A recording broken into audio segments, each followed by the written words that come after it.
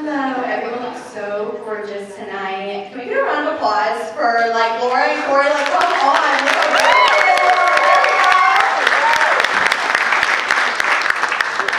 For those of you who don't know me, my name is Madison. I'm currently dating one of Laura's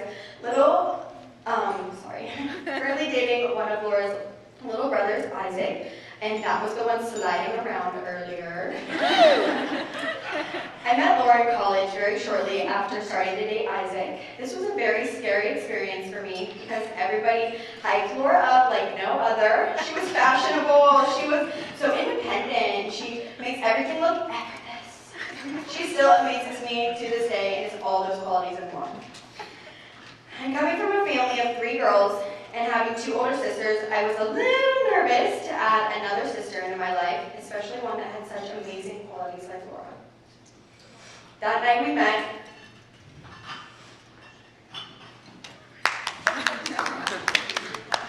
We may have had one too many to drink, but we danced the night away in that apartment, and the rest is history. I love you. And then we met Corey. Now my favorite Corey story is the night that he proposed. That day he called me and told me to rush to the shop, and he sounded to be in quite a panic. When I got to the shop, he pulled out that little box with that big rock, and his first words were not, "Maddie, I'm so nervous, what will she think? Maddie, I'm so nervous, what will she say?" They were, "I'm so nervous, what should we cook?" And that's when I knew, Corey, you were a perfect fit for this family. Corey and Laura are truly a match made in heaven. They are patient to one another, sometimes. Both care about their families deeply and cherish the time spent with one another, and I'm honored to be a part of their big day. Now, if you could all raise your glasses with me and cheers the happy newlyweds. May you love each other more and more every day.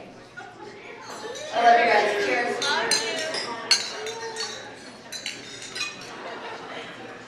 Before I begin, much like Maddie, I do have to acknowledge how awesome everybody looks tonight.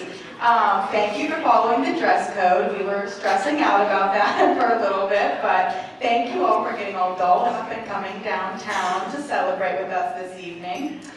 For those of you who don't know me, I'm Cassie. I am Laura's sister-in-law and her matron of honor. Apparently when you're married, instead of a maid of honor, you're a matron of honor, which only makes you sound like you're 80 years old. Oh good, my people I paid to laugh at my jokes are doing what they should be doing. That's good, keep that energy. In the weeks leading up to the wedding, I kept reminding Laura to be present on this day, and how important it is to just take it all in, because the chaos and the busyness and the worrying about how perfect everything will be on your wedding day can make it all feel like a blur. So I just wanted to take this moment to remind Laura and Corey to just take a look around this room. Take a look, take a snapshot, soak it all in. All of these people, all the people who mean the most to you, here to celebrate the 2 of you on this day. Now look into each other's eyes. Don't roll your eyes, just do this exercise with me. And remind yourself that you are looking into the eyes of the person who is statistically most likely to murder you. And I know Laura has a mouth on her and Corey isn't afraid to go to jail, so we gotta keep an eye on that. Yeah, my jokes were funny. I love it. Kids are gonna regret giving me this mic. As long as you start singing, we're good. No promise. Almost 40 years ago, when I first met Laura's brother Johnny, little did I know that along with a loving husband, I would also be meeting someone who would become my best friend. I've always looked at Johnny and Laura as the type of package deal that I got. It's typical to hear other women talking about their sister-in-laws in a negative way, claiming they are evil or jealous or whatnot, but that's quite the opposite with Laura and I. The list of things that we immediately clicked on go on and on. Our love for local gossip. Hey, my mic went out. Okay, it's back.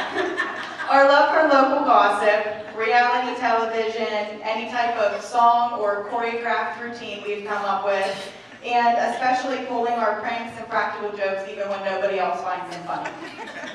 I know that no matter what odd desires or antics I come up with to do, Laura will be there right next to me doing them.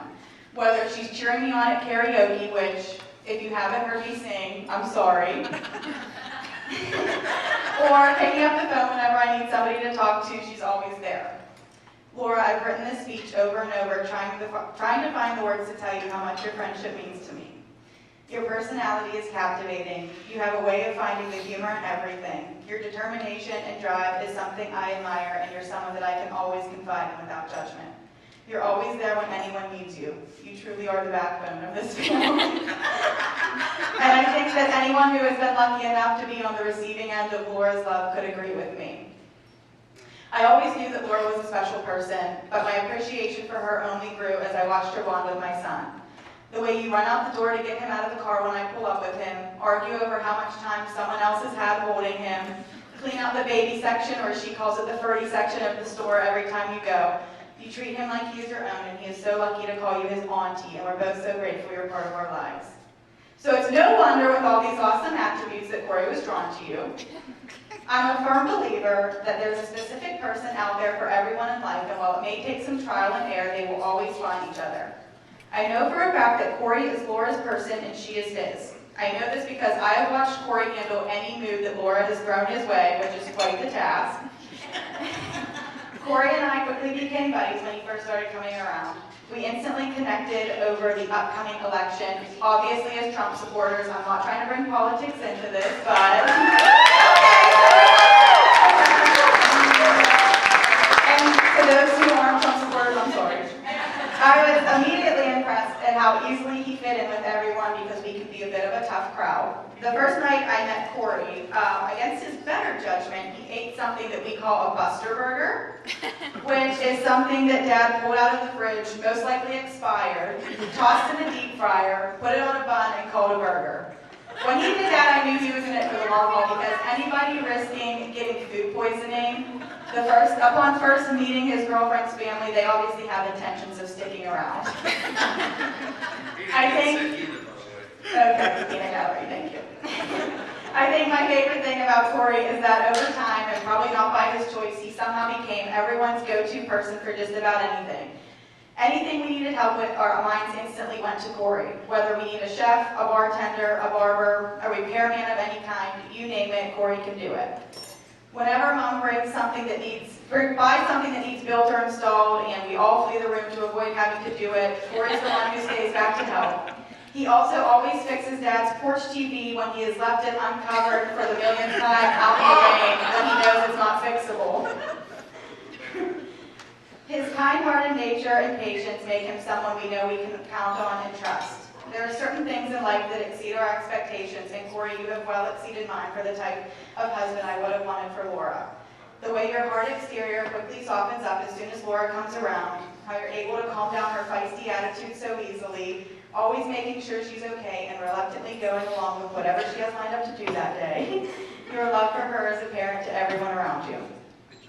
As I mentioned earlier, how much I love watching Laura be an aunt to my son, Corey, or as we call him, Uncle Buck, is no exception.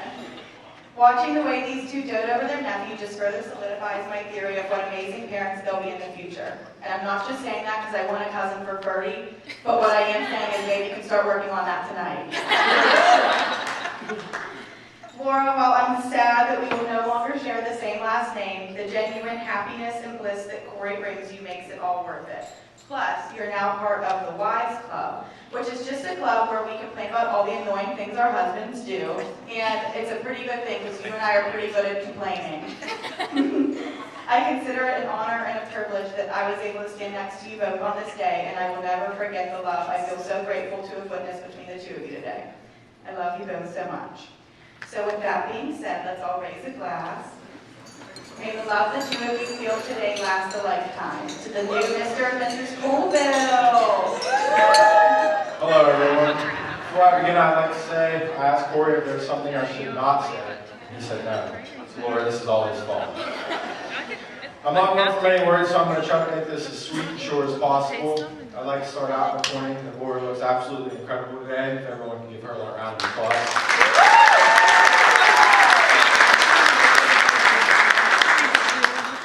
As for Corey goes, my mother said you should never say anything that you don't think is nice, so don't say it at all.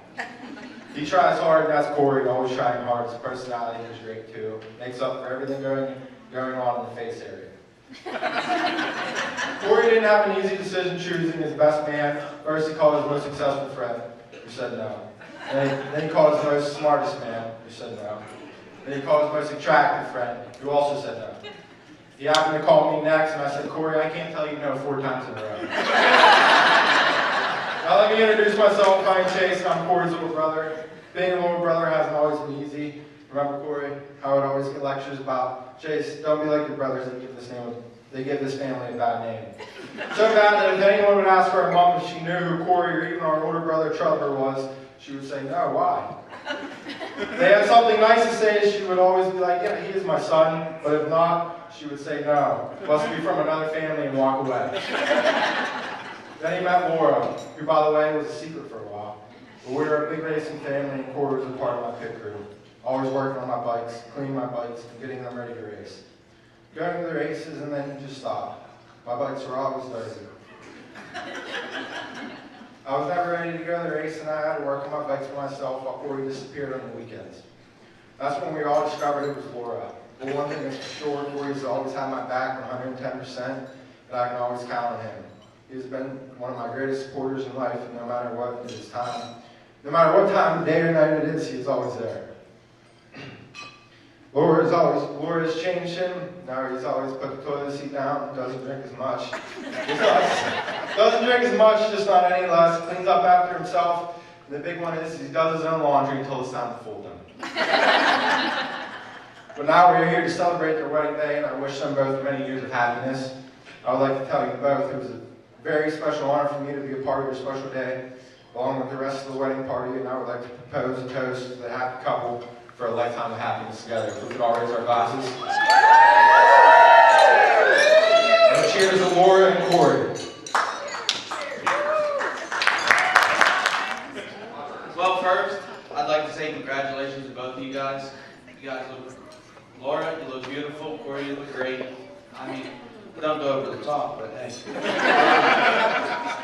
Wishing both a happy future with your marriage, and if there's any little nephews of mine. But first, Corey, from the time we first met you, you came in as an outsider. That outsider didn't last too long because you fit right in with the rest of us. And not only have you became family, but you became a brother. I never really looked at you for much of as my sister's boyfriend because, like I said before, you were more like a brother. I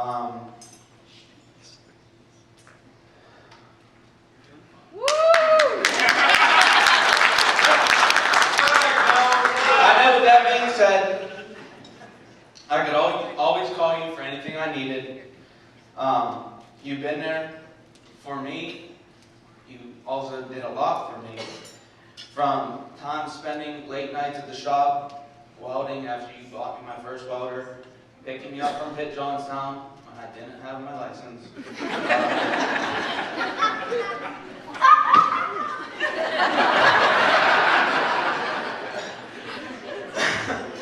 There's many more memories that was spent with you. And honestly, I give you a lot of credit because I do not know how you put up with Laura. Especially, and whenever she's in one of those, you know what I'm talking about.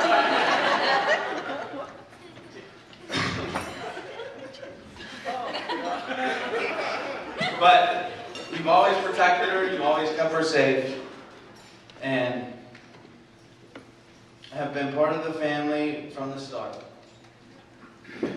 And now I can officially welcome you to the family and as a brother. Laura, congratulations again. You look beautiful tonight on your big special day.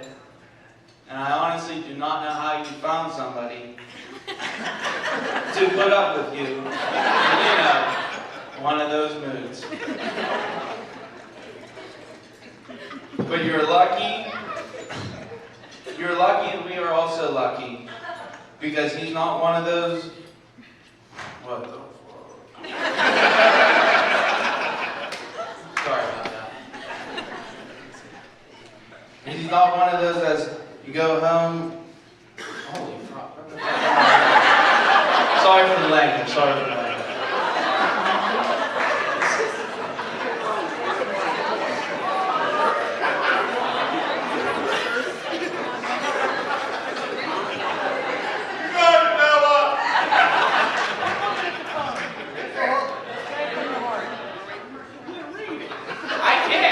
I can't read sober. Now you think I'm gonna read freaking little tuned up? Come on. But anyway, Gloria, thank you for bringing not only another brother, but another special person into our family. And I'd just like to say one last thing. Corey, chores, chores, chores.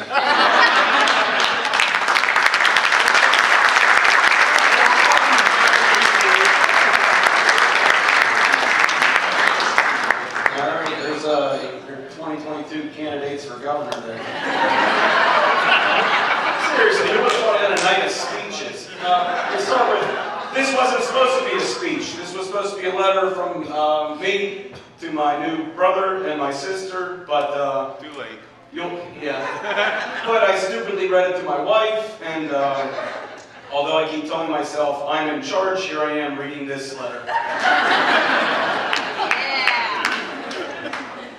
To Laura and Corey, congratulations on your wedding day. May it be the official beginning of a long life together. And this isn't cursive. That sounds like a legitimate letter. This wasn't a speech. I think it is important to recognize that you both have entered the ultimate commitment, being that no matter what happens on a day-to-day living, or what you both put each other through, you will always hold each other accountable through the good times and the bad times. One doesn't expect the bad times to come as often as they might, leaving the labeled bad times as a handful of unfortunate events. But at the truly worst, only allow the bad days to be the trivial. A bad dinner, a bad hairstyle, a dinged bumper, a disagreement on painting a room. And please always allow for the good times to come just as easily. A drive to the store, a brunch with good coffee, an early morning on the porch together, or a Sunday sunset after a family dinner. Corey, you are now part of our family, my family. Family is so important. At the end of the day, the week, the year, it is all we have and will ever have. Nothing in life is really owned by anyone at any time. Clothes fade, cars rust, and land gets sold, but your family and the people you allow in it are forever. That said, act as a brother, which you have done since the beginning, and I will always treat you as such. We will have good times, and we may disagree at some point, and that's what makes the commitment real. I love you, and take care of my sister until death parts you. It's legitimate. Laura, Corey is now officially our Corey. Please remember that he chose you, and you chose him. Love him and respect him as your husband and protector. Your honor and character are his to defend, and it is no longer mine, Isaac's, Noah's, or Dad's place to take the first stand for you. Not that we were hunting people down for you to begin with. Allow yourself to take on the feminine role, and the pieces will fall in place. Be the soft, be the caring, be the delicate, and let him pamper you and treat you as such in reflection. As he is now ours, you are now his. You are one and the same in the beginning of your own family to start together. There's more, but I'm going to end it there. Please raise your glasses for a toast.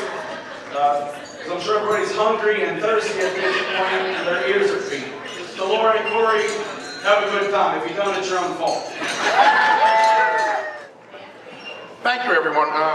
Just want to get this over with quickly.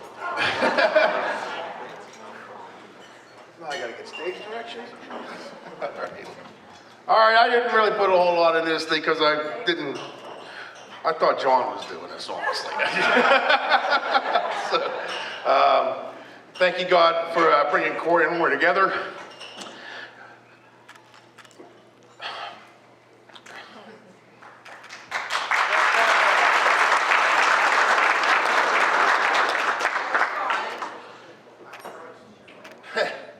I didn't think it'd be this hard. Anyway, thank you for the Lord for bringing these two together in such a happy way. We ask that you bless them and their future together, and may happiness and joy be the hallmark of their relationship. Amen.